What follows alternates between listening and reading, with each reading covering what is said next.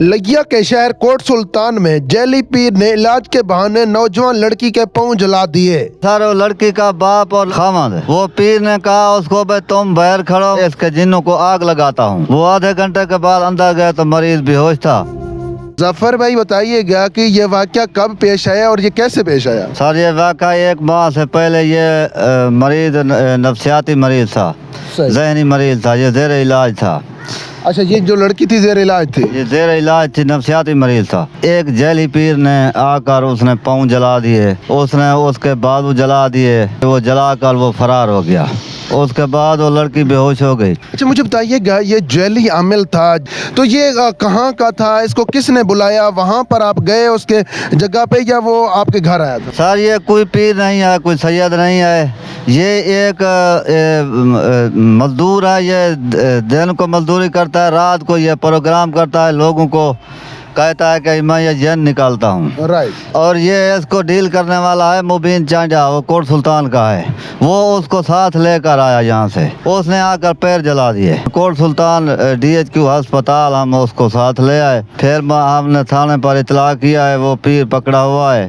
ایک وقت ہم نستر ہسپتال ملتان اٹالیہ برن سینٹر میں ہمارا مریض ایڈمنٹ ہے۔ جب وہ یہ پاؤں جلا رہا تھا، اس کے ہاتھ جلا رہا تھا، آپ کہاں تھے؟ یہ برداشت کیسے کیا؟ واقعہ یہ ہے سر، لڑکی کا باپ اور لڑکی کا خامد ہے۔ وہ پیر نے کہا اس کو بھائی تم باہر کھڑو، ہم اندر اس کے جنوں کو آگ لگاتا ہوں۔ رائٹ۔ وہ آگ لگاتا رہا آدھا گھنٹہ اندر کمرے کے اندر، کچن کے اندر۔ وہ تو باہر تھے، اس کو مطمئن کیا کہ یہ میں اس کے جن نکال رہا ہوں، تم پریشان نہیں ہونا۔ اس کو جلا کر باہر آ گیا، اس کے اوپر رضائی ڈال دی اس کے اوپر۔ ان سے کہا کہ آدھے گھنٹے تک اس کے پاس نہیں آنا، بولنا نہیں۔ وہ آدھے گھنٹے کے بعد اندر گئے تو مریض بے ہوش تھا، وہ سارے پیر جلے ہوئے تھے۔ اب اس کے خلاف FIR درج ہوئی ہے، گرفتار ہو چکے ہیں۔ کوئی پیغام دینا چاہیں گے ہمارے دیکھنے والوں کو؟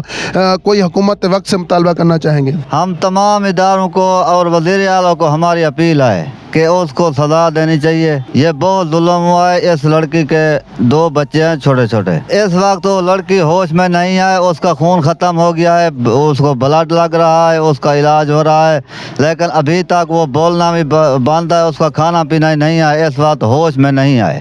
جی میرے ساتھ اس لڑکی کے سسر بھی موجود ہیں۔ آپ اس وقت کہاں تھے؟